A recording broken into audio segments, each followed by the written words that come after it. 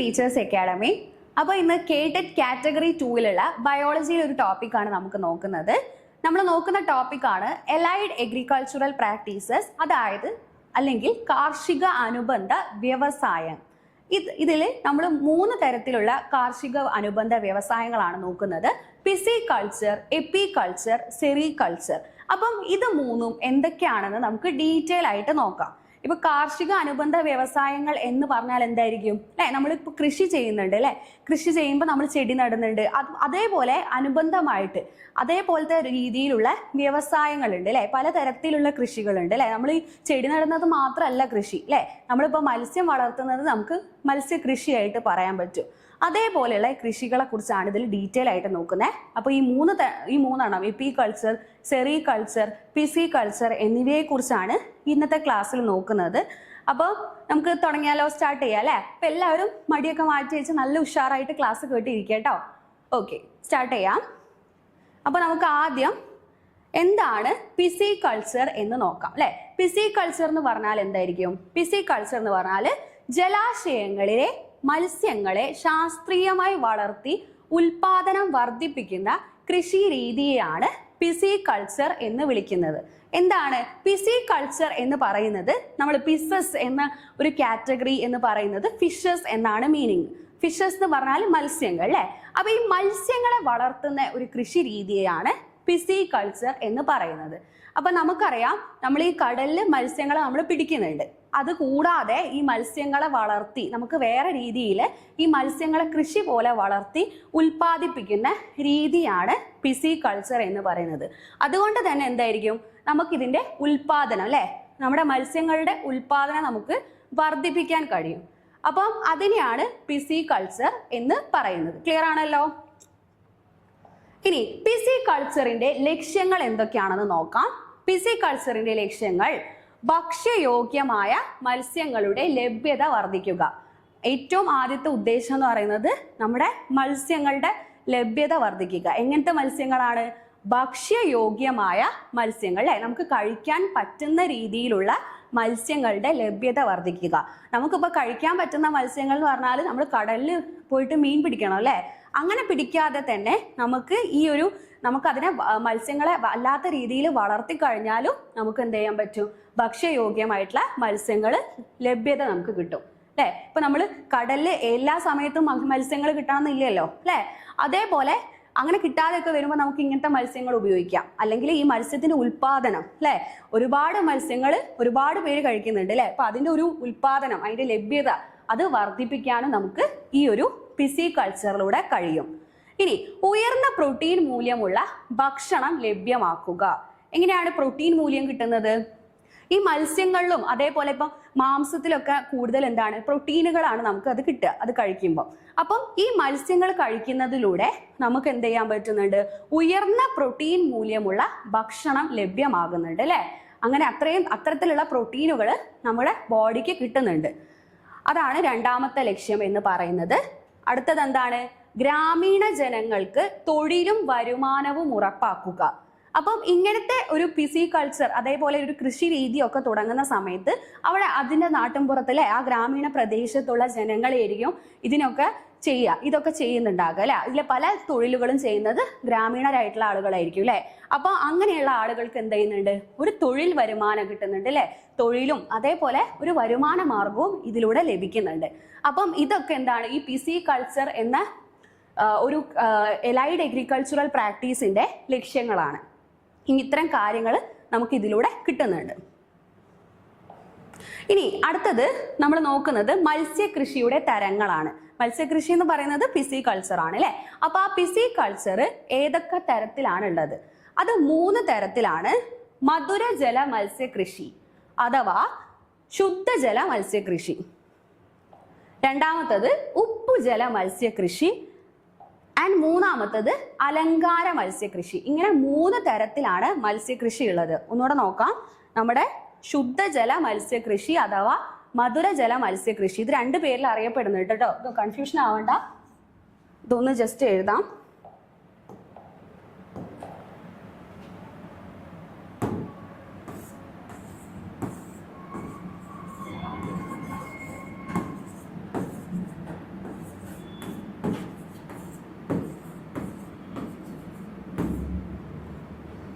ശുദ്ധജല മത്സ്യകൃഷി അഥവാ മധുരജല മത്സ്യകൃഷി അല്ലെ, ഇങ്ങനെ രണ്ട് പേരിൽ നമുക്ക് ഇതിൽ അറിയപ്പെടുന്നുണ്ട്.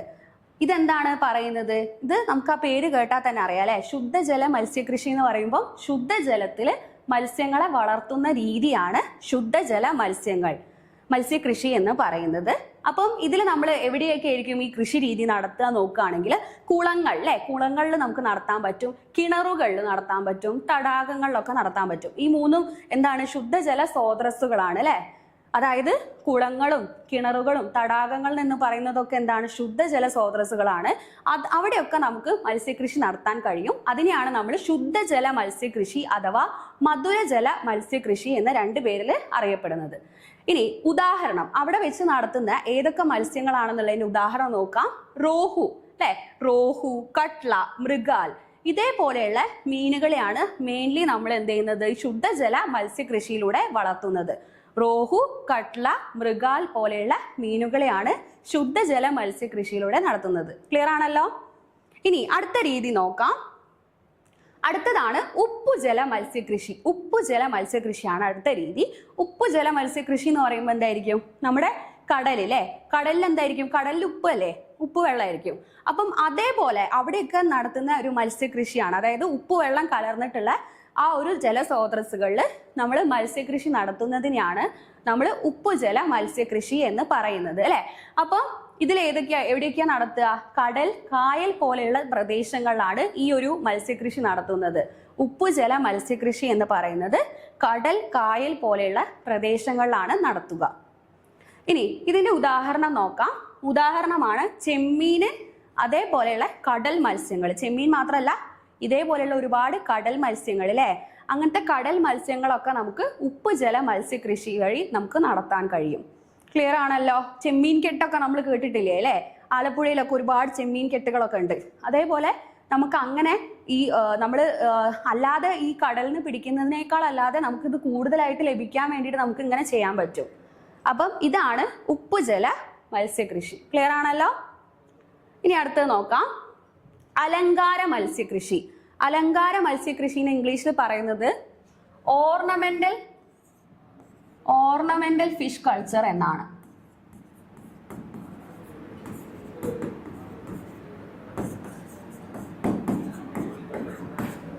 ഓർണമെന്റൽ ഫിഷ് കൾച്ചർ എന്നാണ് അലങ്കാര മത്സ്യകൃഷിയെ പറയുന്നത്. എന്തിനു വേണ്ടിയിട്ടായിരിക്കും അലങ്കാര മത്സ്യകൃഷികൾ നടത്തുന്നത്? നമുക്ക് എല്ലാവർക്കും അറിയാലേ, നമ്മുടെ വീടുകളിലൊക്കെ നമ്മൾ എക്വേറിയം വെക്കാറുണ്ട് അല്ലെ.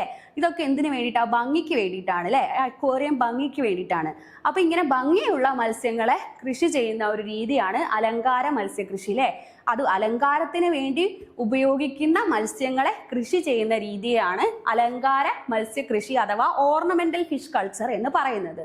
ഓക്കെ, ഇതിലെന്താണ്? സൗന്ദര്യ ആവശ്യങ്ങൾക്ക് വേണ്ടിയിട്ടാണ്. സൗന്ദര്യ ആവശ്യങ്ങൾ എന്ന് ഉദ്ദേശിക്കുന്നത് എന്താ? നമ്മുടെ വീടുകളിൽ ഒരു ഭംഗിക്ക് വേണ്ടിയിട്ടൊക്കെ നമ്മൾ എക്വേറിയം ഒക്കെ വെക്കും. ആ എക്വേറിയത്തിൽ നല്ല ഭംഗിയുള്ള മത്സ്യങ്ങൾ കാണുന്ന നല്ല രസമല്ലേ. അപ്പൊ അങ്ങനെയുള്ള സൗന്ദര്യ ആവശ്യങ്ങൾക്കായിട്ട് നമ്മൾ മത്സ്യകൃഷി ചെയ്യുന്നതിനെയാണ് അലങ്കാര മത്സ്യകൃഷി എന്ന് പറയുന്നത്. അപ്പൊ ഇതിന്റെ ഉദാഹരണം നോക്കാം. ഗോൾഡ് ഫിഷ് അല്ലെ, ഗോൾഡ് ഫിഷ്, പിന്നെ ഗപ്പി. ഇത് രണ്ടും നമുക്ക് അറിയുന്നത് അല്ലെ. നമ്മൾ എക്വേറിയത്തിലൊക്കെ കാണൂലേ, ഗോൾഡ് ഫിഷുകൾ കുറെ കാണലില്ലേ. പിന്നെ ഗപ്പി അല്ലെ, ഗപ്പിനെ വളർത്തുന്നതും ഒരു അലങ്കാര മത്സ്യകൃഷിക്ക് വേണ്ടിയിട്ടാണ്. അപ്പൊ ഇതാണ് അലങ്കാര മത്സ്യകൃഷി. അപ്പൊ നമ്മൾ 3 തരത്തിലുള്ള മത്സ്യകൃഷികൾ പഠിച്ചിട്ടുണ്ട്. ഏതൊക്കെയാണ്? ശുദ്ധജല മത്സ്യകൃഷി അഥവാ മധുരജല മത്സ്യകൃഷി, ഉപ്പുജല മത്സ്യകൃഷി, പിന്നെ ഉള്ളത് അലങ്കാര മത്സ്യകൃഷി. ഇങ്ങനെ 3 നമ്മൾ പഠിച്ചു. ക്ലിയർ ആണല്ലോ? ഇനി പിസികൾച്ചറിന്റെ പ്രാധാന്യമാണ് നമ്മൾ നെക്സ്റ്റ് നോക്കുന്നത്. എന്താണ് പിസികൾച്ചറിന്റെ പ്രാധാന്യം? ലക്ഷ്യം നമ്മൾ പറഞ്ഞ കാര്യങ്ങളാണ്. ആ ലക്ഷ്യത്തിന്റെ ഇതിൽ തന്നെയാണ് ഈ പ്രാധാന്യവും വരുന്നത് അല്ലെ. എന്താണ്? ഒന്ന് പോഷകാഹാര സുരക്ഷ അല്ലെ. പ്രോട്ടീനുകൾ കൂടുതലുള്ള ഭക്ഷണം നമുക്ക് കിട്ടും അല്ലെ. ഈ മീൻ വളർത്തുന്നതിലൂടെ, ഈ മീൻ കഴിക്കുന്നതിലൂടെ നമുക്ക് എന്ത് കിട്ടുന്നുണ്ട്? പ്രോട്ടീനുകൾ കിട്ടുന്നുണ്ട്. അപ്പൊ ഈ പ്രോട്ടീൻ എന്ന് പറയുന്നത് പോഷകാഹാര സുരക്ഷ നമുക്ക് ഉറപ്പുവരുത്തുന്നതാണ് അല്ലെ. അപ്പൊ ഈ പോഷകാഹാര സുരക്ഷയ്ക്ക് വേണ്ടി പിസികൾച്ചർ നടത്തുന്നത് അത്യാവശ്യമാണ് അല്ലെ.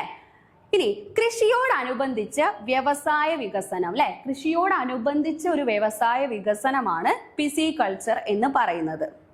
ഇനി ജലസ്രോതസ്സുകളുടെ ഫലപ്രദമായ ഉപയോഗം അല്ലെ, നമ്മുടെ കിണറുകളും അതേപോലെ തടാകങ്ങള് കുളങ്ങള് അതൊക്കെ ഇങ്ങനെ വെറുതെ കിടക്കുന്നതിൽ നല്ലതാണ് അല്ലെ, അതിൽ നമ്മൾ ഈ മത്സ്യങ്ങളെ കൃഷി ചെയ്യുന്നത്. അപ്പൊ ഇത് ജലസ്രോതസ്സുകളുടെ ഫലപ്രദമായ ഉപയോഗത്തിനും കാരണമാകുന്നുണ്ട് പിസികൾച്ചർ.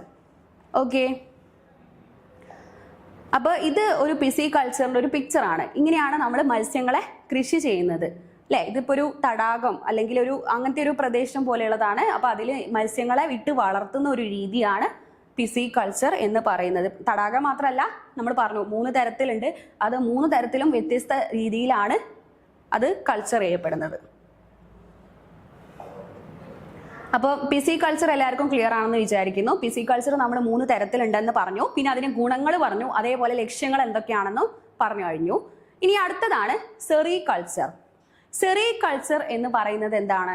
സെറികൾച്ചർ എന്ന് പറഞ്ഞാൽ നമ്മൾ സിൽക്കിന് വേണ്ടിയിട്ട് പട്ടുനൂൽ പുഴുവിനെ വളർത്തുന്ന രീതിയാണ്, ആ ഒരു കൃഷി രീതിയാണ് സെറികൾച്ചർ എന്ന് പറയുന്നത്. ഓക്കെ, സിൽക്ക് ലഭിക്കുന്നതിനായി സിൽക്ക് മോത്തുകളെ ശാസ്ത്രീയമായി വളർത്തുന്ന കൃഷി രീതിയാണ് സെറികൾച്ചർ. ഓക്കെ, സിൽക്ക് കിട്ടാൻ വേണ്ടിയിട്ട് നമ്മൾ എന്ത് ചെയ്യണം? സിൽക്ക് മോത്തുകളെ വളർത്തണം. ആ സിൽക്ക് മോത്തുകളെ ശാസ്ത്രീയമായിട്ട് അല്ലെ, ശാസ്ത്രീയമായിട്ട് എന്ന് പറയുമ്പോൾ അതിന്റെ പല കാര്യങ്ങളും ശ്രദ്ധിച്ചുകൊണ്ട് അല്ലെ അത് നടത്തുന്ന രീതിയാണ് സെറികൾച്ചർ എന്ന് പറയുന്നത്. ഓക്കെ, ഇനി സിൽക്ക് മോത്തിന്റെ ഒരു ജീവിത ചക്രം നോക്കാം. ഈ ജീവിത ചക്രം നോക്കുമ്പം എങ്ങനെയാണ് നമുക്ക് ആ സിൽക്ക് എവിടുന്നാണ് നമുക്ക് കിട്ടുക എന്നുള്ളതൊക്കെ മനസ്സിലാക്കാൻ കഴിയും. ആദ്യത്തെ സ്റ്റേജ് എന്ന് പറയുന്നത്, സിൽക്ക് മോത്തിന്റെ ആദ്യത്തെ സ്റ്റേജ് എന്ന് പറയുന്നത് മുട്ട അല്ലെ, മുട്ടയായിട്ട് എഗ് ആയിട്ടുള്ള സ്റ്റേജ് ആണ് ഫസ്റ്റ് സ്റ്റേജ് എന്ന് പറയുന്നത്. ഈ എഗ്ന്ന് പിന്നീട് എന്തുണ്ടാകും? പിന്നീട് ഒരു ലാർവ ഫോം ചെയ്യും. ഈ ലാർവയെ നമുക്ക് ചിറ എന്നും നമുക്ക് പറയാൻ പറ്റും. ലാർവ അല്ലെങ്കിൽ ചിറ. ഈ ലാർവ ഫോം ചെയ്യും. അത് കഴിഞ്ഞിട്ടാണ് കൂൺ അഥവാ കൊക്കൂണ് ഫോം ചെയ്യുന്നത്. കൂൺ അഥവാ കൊക്കൂൺ ഫോം ചെയ്യുന്നത് അത് കഴിഞ്ഞിട്ടാണ്. പിന്നെ പ്യൂപ്പ ഫോം ചെയ്യും.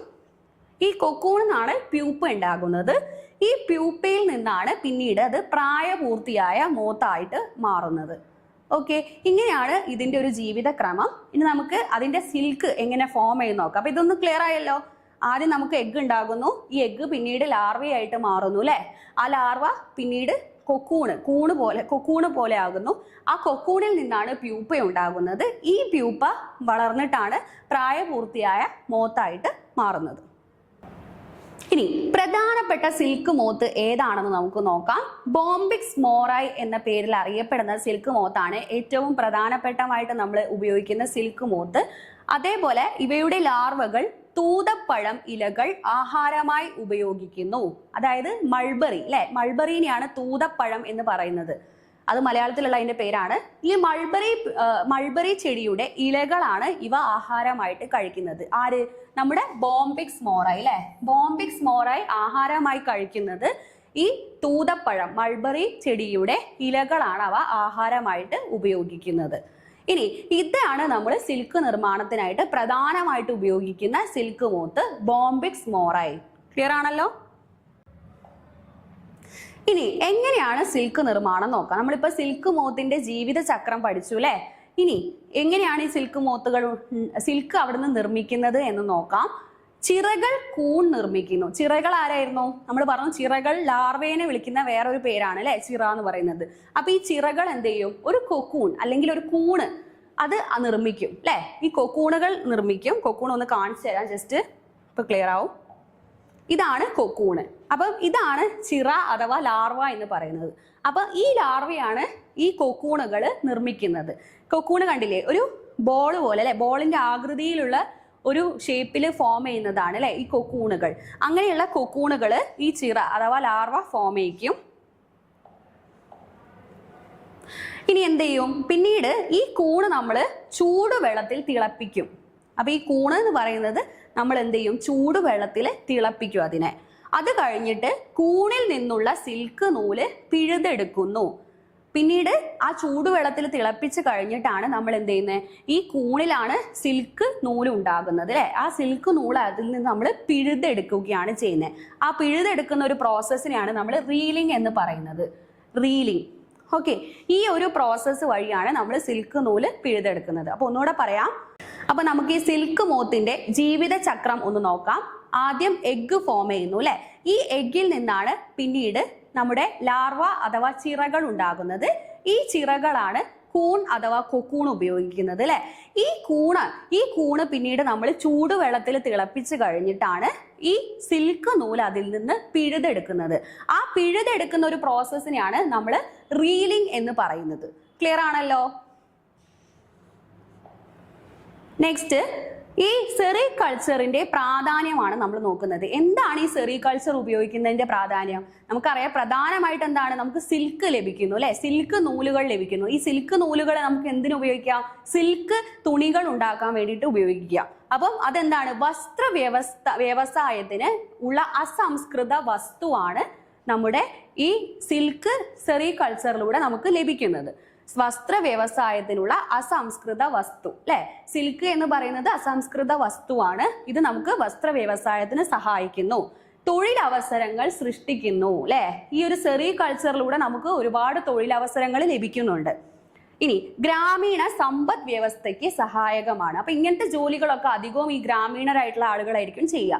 അപ്പൊ ഇതിലൂടെ എന്ത് ചെയ്യുന്നുണ്ട്, ഗ്രാമീണരായുള്ള ആളുകൾക്ക് തൊഴിലും വരുമാനവും ഒക്കെ കിട്ടുന്നതോടെ നമ്മുടെ ഗ്രാമീണ സമ്പദ് വ്യവസ്ഥയ്ക്ക് ഇത് സഹായകമാകുന്നുണ്ട്. ക്ലിയർ ആണല്ലോ.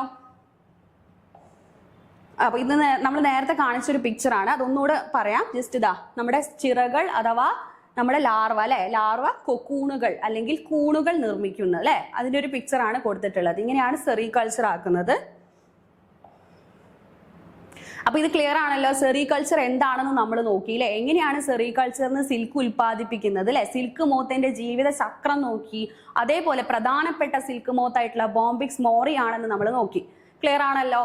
ഇനി നെക്സ്റ്റ് കൾച്ചർ ആണ് എപ്പികൾച്ചർ. എപ്പികൾച്ചർ എന്ന് പറയുന്നത് തേനീച്ചകളുടെ കൃഷി രീതിയാണ് എപ്പികൾച്ചർ. അപ്പൊ ഇതെന്താന്ന് നോക്കാം. തേനീച്ചകളെ ശാസ്ത്രീയമായി പരിപാലിച്ച് വളർത്തി തേനും മറ്റു ഉൽപ്പന്നങ്ങളും ലഭ്യമാക്കുന്ന കൃഷി രീതിയാണ് എപ്പികൾച്ചർ. എന്താണ്, നമ്മുടെ തേനീച്ചകളെ ശാസ്ത്രീയമായി പരിപാലിക്കുകയാണ് അല്ലെ. അങ്ങനെ അവരെ പരിപാലിച്ച് വളർത്തി തേനും മറ്റു ഉൽപ്പന്നങ്ങളും ലഭ്യമാക്കുന്ന ഒരു കൃഷി രീതിയാണ് എപ്പികൾച്ചർ എന്ന് പറയുന്നത്. ക്ലിയർ ആണല്ലോ. ഇനി വിവിധ തരത്തിലുള്ള തേനീച്ച ഇനങ്ങളെ കുറിച്ച് നമുക്ക് നോക്കാം. 3 തരത്തിലാണുള്ളത്. ഏപ്പിസ് ഇൻഡിക്ക അഥവാ ഇന്ത്യൻ തേനീച്ച അല്ലെ, ഇന്ത്യൻ തേനീച്ചയാണ് ഏപ്പിസ് ഇൻഡിക്ക. ഏപ്പിസ് മെല്ലിഫറ അഥവാ യൂറോപ്യൻ തേനീച്ച, ഏപ്പിസ് ഡോർസേറ്റ അഥവാ വലിയ കാട്ടു തേനീച്ച. ഇങ്ങനെ 3 തരത്തിലുള്ള തേനീച്ച ഇനങ്ങളാണ് മെയിൻ ആയിട്ടുള്ളത്. ഇനി അടുത്തതായിട്ട് തേനീച്ച കോളനിയിലെ വിഭാഗങ്ങൾ ഒന്ന് നോക്കാം. ഏതൊക്കെ തരത്തിലാണ് ഒരു തേനീച്ചകൾ എന്ന് പറയുന്നത്? കോളനി പോലെയാണ് അവർ ജീവിക്കുക. അതായത് ഒരുമിച്ച് കൂട്ടം ചേർന്നിട്ടാണ് അവർ ജീവിക്കുക, അല്ലാണ്ട് ഒറ്റയ്ക്കായിട്ടല്ല ജീവിക്കുക. ആ ഒരു കോളനിയിൽ 3 തരത്തിലുള്ള വിഭാഗങ്ങളുണ്ട്. അവ ഏതാ നോക്കാം. രാജ്ഞി തേനീച്ച, ക്വീൻ ബി അല്ലെ, ക്വീൻ ബി രാജ്ഞി തേനീച്ച. തൊഴിലാളി തേനീച്ച, വർക്കർ ബീസ്. ആൺ തേനീച്ച അഥവാ ഡ്രോൺ ബീസ്. ഇതില് രാജ്ഞി തേനീച്ച മാത്രമായിരിക്കും മുട്ടകൾ ഉൽപ്പാദിപ്പിച്ച് പുതിയ തേനീച്ചകളൊക്കെ ഫോം ചെയ്യുന്നത്. തൊഴിലാളി തേനീച്ച എന്ന് പറയുന്നത് ഫീമെയിൽ ആയിട്ടുള്ള തേനീച്ചകളാണ്. അവ എന്താണ്, അവ പണിയെടുക്കുകയാണ്. അവ എന്തിനു വേണ്ടിയിട്ടാണ് പണിയെടുക്കുന്നത് അറിയോ? അവയാണ് തേൻ ഉൽപ്പാദിപ്പിക്കുന്നതും അതേപോലെ ഈ രാജ്ഞി തേനീച്ചയ്ക്ക് വേണ്ടിയിട്ടുള്ള എല്ലാ വക കാര്യങ്ങളും ചെയ്യുന്നത് നമ്മുടെ തൊഴിലാളി തേനീച്ചയാണ്. അതുകൊണ്ടാണ് അവരെ തൊഴിലാളി തേനീച്ച എന്നുള്ള പേരെന്നെ വിളിക്കാൻ കാരണം. ഇനി അടുത്തത് ആൺ തേനീച്ചകൾ എന്ന് പറയുന്നത് ഡ്രോൺ ബീസ് ആണ്. ക്ലിയർ ആണല്ലോ. ഇങ്ങനെ 3 വിഭാഗമായിട്ടാണ് ഉണ്ടാകുക. ഇവയിൽ നമ്മൾ തൊഴിലാളി തേനീച്ച എന്ന് പറയുന്നത് മുട്ടകൾ ഉൽപ്പാദിപ്പിക്കാൻ കഴിയാത്ത ഫീമെയിൽ തേനീച്ചകളാണ്. ഓക്കെ. ഇനി എപ്പികൾച്ചറിലൂടെ ലഭിക്കുന്ന ഉൽപ്പന്നങ്ങൾ നമുക്കൊന്ന് നോക്കാം. ഏതൊക്കെ ഉൽപ്പന്നങ്ങളാണ് നമുക്ക് എപ്പികൾച്ചറിലൂടെ ലഭിക്കുക? ഫസ്റ്റ് തന്നെ നമുക്കറിയാം അല്ലെ, തേനീച്ച എന്തിനാ ഉപയോഗിക്കുന്നത്? തേൻ ഉണ്ടാക്കാൻ വേണ്ടിയിട്ടാണ്. അപ്പൊ തേൻ ഉപയോഗിക്കാൻ പറ്റും, തേൻ ഉണ്ടാക്കാൻ പറ്റും. പിന്നെ തേനീച്ച മെഴുക് അല്ലെ, ബീസ് വാക്സ്, നല്ല വില കൂടിയ ഒരു പ്രോഡക്റ്റ് ആണ് അല്ലെ ബീസ് വാക്സ് എന്ന് പറയുന്നത്. ആ തേനീച്ച മെഴുക് നമുക്ക് ഈ എപ്പികൾച്ചറിലൂടെ നമുക്ക് ലഭിക്കുന്നുണ്ട്. പിന്നെയാണ് റോയൽ ജെല്ലി എന്ന ഉൽപ്പന്നവും നമുക്ക് ഈ തേനീച്ച കൃഷിയിലൂടെ ലഭിക്കുന്നതാണ്. ക്ലിയർ ആണല്ലോ. ഇനി എന്താണ് ഈ എപ്പികൾച്ചറിന്റെ പ്രാധാന്യം എന്ന് നോക്കാം. തേൻ ഒരു പോഷക ആഹാരമാണ് അല്ലെ. തേൻ എന്ന് പറയുന്നത് ഒരു പോഷക ആഹാരമാണ്. ഭയങ്കരമായിട്ടുള്ള അത് പോഷക ഗുണങ്ങളുള്ള ഒരു ആഹാരമാണ് തേൻ അല്ലെ. നമ്മളിപ്പോൾ ബ്രേക്ക്ഫാസ്റ്റിലൊക്കെ തേൻ ഇങ്ങനെ ഒഴിച്ചിട്ട് കഴിക്കും അല്ലെ, പല ഭക്ഷണങ്ങളും ഉണ്ടാക്കുന്ന സമയത്ത്. അതൊക്കെ എന്താണ്, തേനിന്റെ ഉപയോഗം കൊണ്ടാണ്. അതേപോലെ പൂക്കളുടെ പരാഗണം വർദ്ധിപ്പിക്കുന്നു. പൂക്കളുടെ പരാഗണം വർദ്ധിപ്പിക്കാൻ ഈ തേനീച്ചകളെ കൊണ്ട് സാധിക്കുന്നുണ്ട്. അപ്പൊ ഈ തേനീച്ച വളർത്തലിലൂടെ നമുക്ക് പൂക്കളുടെ പരാഗണം വർദ്ധിപ്പിക്കാൻ കഴിയുന്നുണ്ട്. പിന്നെന്താണ്, കൃഷി ഉൽപാദനം ഉയർത്തുന്നു. കൃഷിയുടെ ഉൽപാദനം ഉയർത്താൻ ഈ എപ്പികൾച്ചറിലൂടെ കഴിയുന്നുണ്ട്. ക്ലിയർ ആണല്ലോ. അപ്പൊ ഇത്രയാണ് എപ്പികൾച്ചറിന്റെ പ്രാധാന്യം എന്ന് പറയുന്നത്. അപ്പൊ ഇതിന്റെ ഒരു പിക്ചർ നോക്കാം. ഇതേപോലെയുള്ള ഈ കൂടുകൾ പോലെ ഓരോന്ന് ഉണ്ടാക്കിയിട്ടാണ് നമ്മൾ ഈ തേനീച്ചകളെ വളർത്തുന്നത്. ഇങ്ങനെ ഒരു ബോക്സിന്റെ ഉള്ളിൽ ഇതേപോലെയുള്ള ഒരുപാട് കൂടുകൾ ഉണ്ടാകും അല്ലെ. ഈ കൂടുകളുടെ ഉള്ളിൽ നിന്ന് ഈ തേനീച്ചകൾ വളർത്തും. അത് കഴിഞ്ഞിട്ട് ഇവയിൽ നിന്നാണ് തേന് അവിടെ ഉൽപ്പാദിപ്പിക്കുന്നത്. മനസ്സിലായല്ലോ. അപ്പൊ ഇതാണ് എപ്പികൾച്ചർ. അപ്പോൾ ഇന്നത്തെ ക്ലാസ് ഇത്രയാണ്. നമ്മൾ എന്തൊക്കെയായിരുന്നു പഠിച്ചിട്ടുണ്ടായിരുന്നത്? നമ്മൾ എപ്പികൾച്ചർ പഠിച്ചു, സെറികൾച്ചർ പഠിച്ചു, പിസികൾച്ചർ പഠിച്ചു അല്ലെ. അത് മൂന്നും എന്തൊക്കെയാണ് അതിന്റെ ഗുണങ്ങൾ, എന്തൊക്കെയാണ് അതിന്റെ ലക്ഷ്യങ്ങൾ, ഏതൊക്കെ തരത്തിലുള്ളതാണ് അല്ലെ, അങ്ങനെയുള്ള എല്ലാ വിഭാഗങ്ങളും ഒക്കെ നമ്മൾ പഠിച്ചിട്ടുണ്ട്. ക്ലിയർ ആയിട്ട് മനസ്സിലായി എന്ന് വിചാരിക്കുന്നു. അപ്പൊ ഇതെല്ലാവരും നന്നായിട്ട് ഇതിന്റെ നോട്ട്സ് ഒക്കെ എഴുതി നന്നായിട്ട് ക്ലാസ് കേട്ടിരുന്ന് പഠിക്കുക. ഓക്കെ, അപ്പൊ നമുക്ക് നെക്സ്റ്റ് ക്ലാസ്സിൽ കാണാം. Thank you.